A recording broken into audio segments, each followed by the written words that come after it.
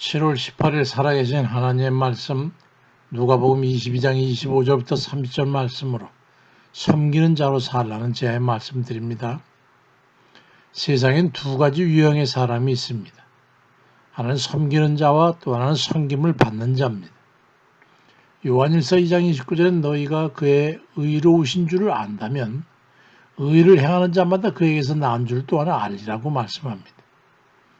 우리가 어떻게 살아야 예수 그리스도를 믿는 사람으로서의 인정을 받을 수 있을까요? 우리 주님께서는 그렇게 말씀합니다.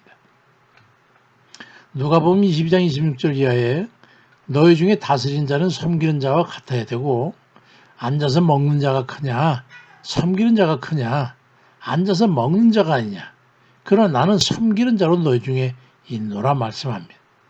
낮은 자와 높은 자를 막론하고 섬기는 마음가짐으로 살라는 말씀이죠. 주님도 섬기는 자로 섬김을 위해서 우리 중에 있다고 말씀하시면서 그런 거죠.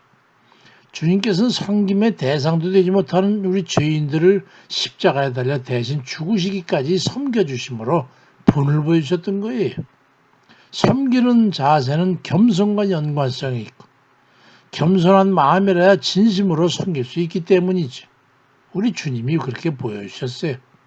우리는 그럼 어떤 자세로 살아야 됩니까? 세상은요, 모두 섬김을 받으려고 애쓰지만 우리는 섬기는 자로 살라고 주께서 말씀하시죠. 마태복음 23장 11절에 너희 중에 큰 자는 너희를 섬기는 자가 되어야 하라고 말씀합니다. 제 아내가 방문 요양사로 가는 집에 어르신을 모시는 막내 아들인데 나이가 50이랍니다. 근데 그때까지 결혼을 포기하고 어머니를 모시고 살다 보니까 됐다는 거예요. 요양원이나 실버타운에 보내둘 수도 있었지만 어머니가 싫어하시기 때문에 또 자기가 어머니 거기다 모셔다 놓고 자기가 살 수가 없기 때문에 자기가 모시게 되었다는 거예요.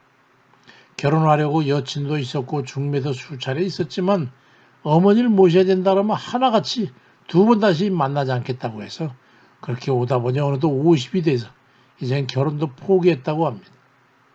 저는 그런 일이 조선시대의 전설의 고향에서나 나오는 얘기인 줄 알았죠. 현 시대에도 그런 자식이 있다는 소식을 들으면서요. 참 섬김의 의미를 생각해 봤습니다. 그런데 그가 한 달에 수천만 원의 수입을 가진 직업인이라는 말을 듣고 고개가 끄덕여졌습니다. 근데 집사람이 요양보호사로 일한 또 다른 한 집 말씀드렸죠. 그 자식들은 아침밥도 안 해놓고 출근을 하면서 그러다 보니까 집사람이 바깥 반찬을 가져다 드리는데 엊그제는요. 이제 고기 없이는 밥맛이 없어 못 먹겠다고 밥투정을 한다는 거예요. 집사람이 난감해하고 있습니다. 계속 고기로 식사를 준비해 드리다 보니까 조금 시원찮으면 밥맛이 없어서 안 먹을래요. 그러니 아들들은 무관심하고 우리 형편도 그렇게 넉넉지 않으니 맨날 고기를 해드릴 수도 없고 참 난감합니다. 마태복음 20장 26절에 너희 중에 누구든지 크고자 하는 자는 너희를 섬기는 자가 되려고 하셨는데 두 집 아들들의 극명한 대조를 보면서 주께서 말씀하신 그 말씀의 의미를 다시 한번 생각해 봅니다. 섬김은 우열의 문제가 아니에요. 잘 살고 잘못 사는 게 아닙니다. 잘나고 잘못하면 아니에요. 우연인지 모르지만 어머니를 지극정성으로 섬기는 그 아들은 크게 되고 방임하는 그 아들들은 술주정뱅이에 정말 어렵게 살고 있습니다. 요한계시록 22장 11절에 불의를 행하는 자는 그대로 불의를 행하고 더러운 자는 그대로 더럽고 의로운 자는 그대로 의를 행하고 거룩한 자는 그대로 거룩하게 하라고 말씀합니다. 섬김에는 섬길 수 있는 능력으로 채워주시는 거예요. 그건 정치도 경제도 마찬가지입니다. 이번 국회에서 국회의원도 국립현충원에 묻히도록 하는 법을 만들려고 한다고 합니다. 북한의 김정은인가 하는 사람이 우리 대통령에서 삶은 소대가리라고 하더니 아마도 그 국회의원에게도 아마 같은 소리를 하지 않을까 그런 생각이 듭니다. 정치도 누가복음 22장 6절에 보니까 너희 중에 다스리는 자는 섬기는 자와 같을지니라 해서 섬기는 자세로 하라고 말씀합니다.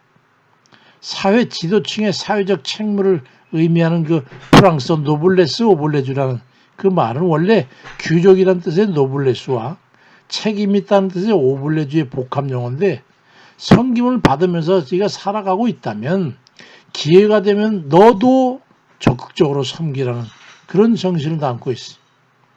섬김을 받을 자와 섬기는 자는 구분이나 우열이 있는 게 아님을 우리는 알고 주의 말씀을 따라서 어느 위치에 있든 어떤 자리에 있든 우리가 모두 다 섬기는 그런 자로서의 정신과 마음을 가지고 우리 주를 믿는 그 믿음의 의를 다하는 이들 다 돼야 되겠습니다.